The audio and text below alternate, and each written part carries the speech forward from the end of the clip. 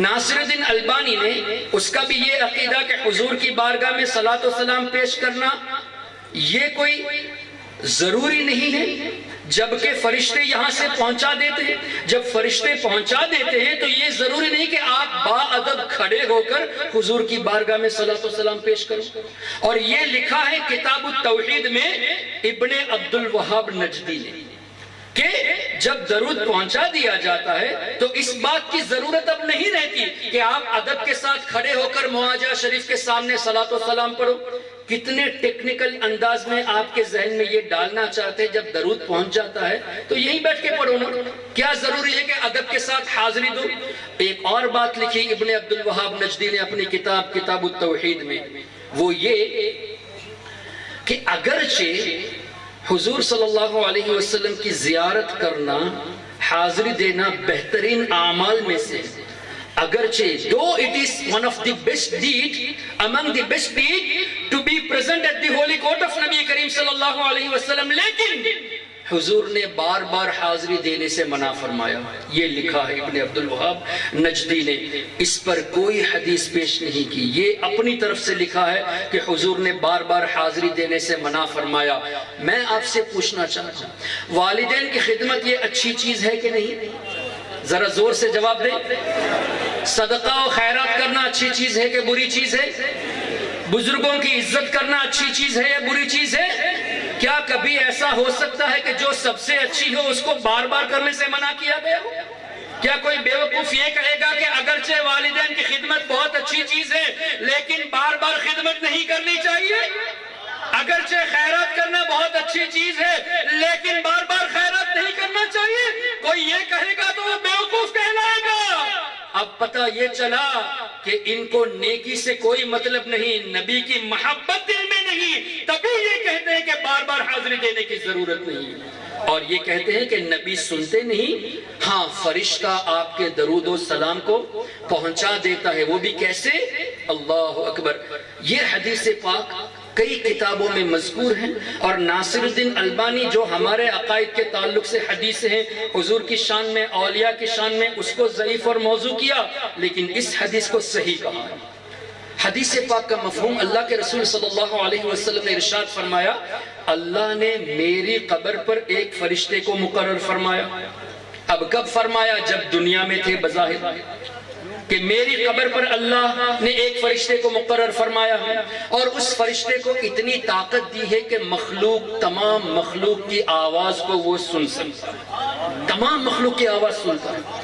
اور دوسری روایت میں اس طرح ہے کہ اللہ نے اس کو تمام لوگوں کے نام سکھا دیے، سب کے نام جانتا ہے، قیامت تک، ایک دن، 2 دن، 1 مہینے کی بات نہیں، قیامت تک جو بھی مجھ پر درود و سلام پڑے گا وہ فرشتہ نام اور باپ کے نام کے ساتھ مجھ تک وہ درود پہنچائے گا۔ اب یہ کس کی بات ہو رہی ہے؟ اس فرشتے کی جو حضور کے روضہ انور کی خدمت کے لیے مقرر ہے، یعنی مخدوم کی طاقت، مخدوم کی قوت سماعت۔ اور قوت سماعت کیسی؟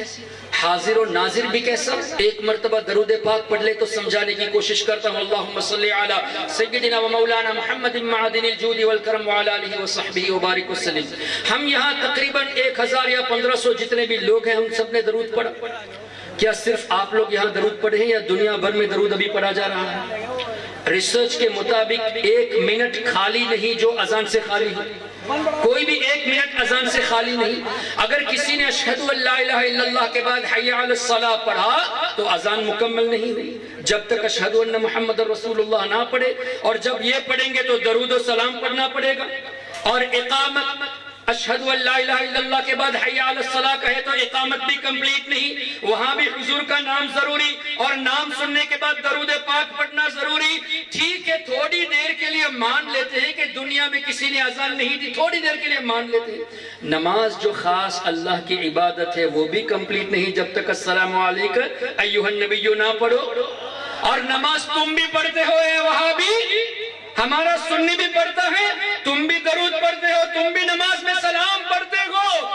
اس کا مطلب دنیا میں کوئی ایسا وقت خالی نہیں، ایسا وقت نہیں جو درود سے خالی ہو۔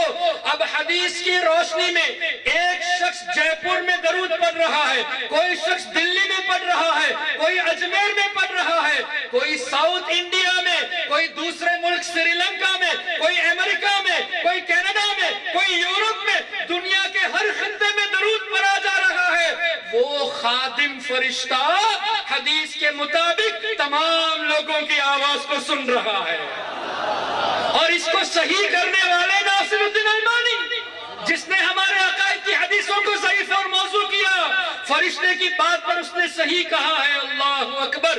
تو اے وہابیو، تمہارے کہنے کے مطابق اللہ نے اس فرشتے کو طاقت دی کہ سب کی آواز سن بھی چکا اور آنن فانن پہنچا بھی چکا۔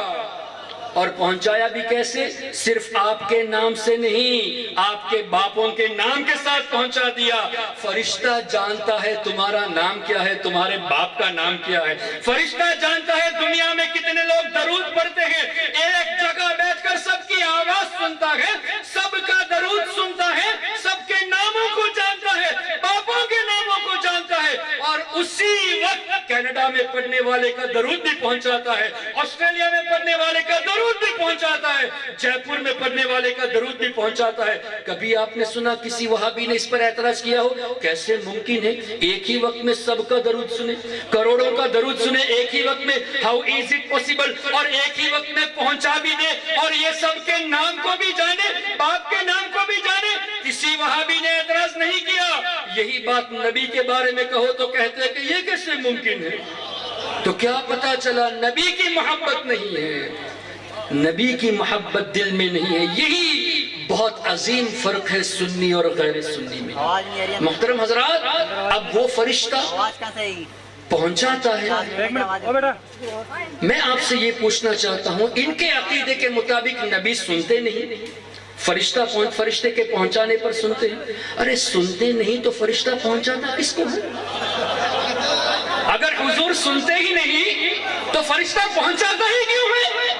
اور اس کی تائید سرکار نے دنیاوی زندگی میں بتا دی، کر دی کہ فرشتہ پہنچائے گا، میں سنوں گا۔ ارے سنتے ہیں تبھی تو فرشتہ پہنچاتا ہے۔